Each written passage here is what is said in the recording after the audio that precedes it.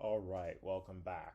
So we wanted to spend a little bit more time on individual categorizations. Again, there's a lot here. We won't cover everything in the onboarding, but as you have questions, please feel free to reach out. But we want to cover some of the other core items.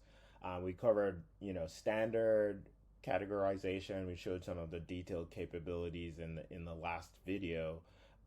Here I want to spend a little bit of time showing a couple of other things. So again, go to transactions here. I've selected a wallet that I've added that I just call corporate ETH wallet. One of the first things I want to show is there are these transactions, especially that occur, especially on the Ethereum network or layer twos on Ethereum, that are contract executions. First of all, obviously, you can click the link to go to exactly that transaction. So you can see it from Bitwave going to Etherscan or the appropriate Explorer. The other thing, real quickly, that you can do is you can copy it and you can actually in here search right here for the specific transaction and it brings that up. So those are just a couple of useful features in terms of navigating as you're trying to categorize. So I'm going to remove that so that it refreshes and kind of shows me my full wallet again.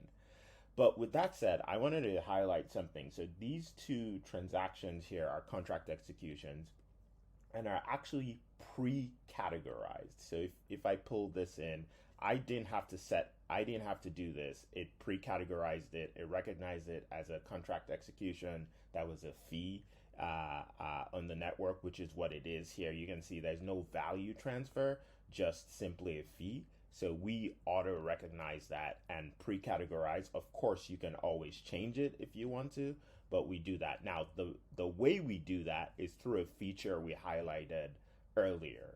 In the organization and accounting setup, we allowed transaction inference and we chose the default fee category and the default Ethereum or network contact category. And so it is using this feature to pre-categorize that. If that feature is not set up, it will not pre-categorize those. So that's exactly what is doing this. And as you can see here, that's the fee category, and that's the contact that was set up in the default settings.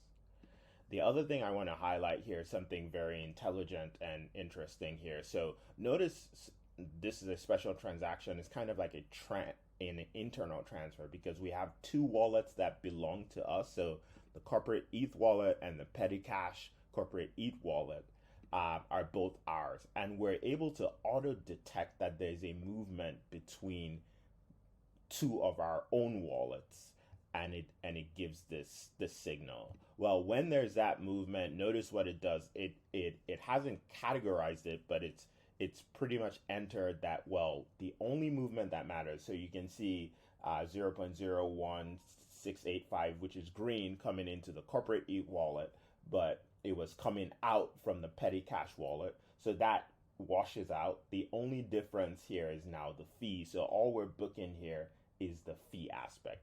You can also, there's something called internal transfer, which doesn't appear unless you have this situation that you would actually ideally select there, and then you would pick, an appropriate contact for a fees contact, and you'd save it. And so that pretty much just books the fee and it notes it as an internal transfer. So that's another important feature to highlight. The other thing we wanted to touch on just briefly here is within detailed categorization. So I'm going to go in here. And again, we covered detailed categorization in the previous video, so there's more details there. But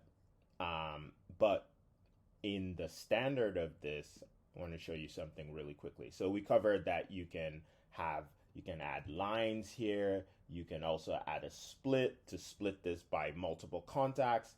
The aspect that we didn't cover and want to cover now is that you can actually do something called collapse values.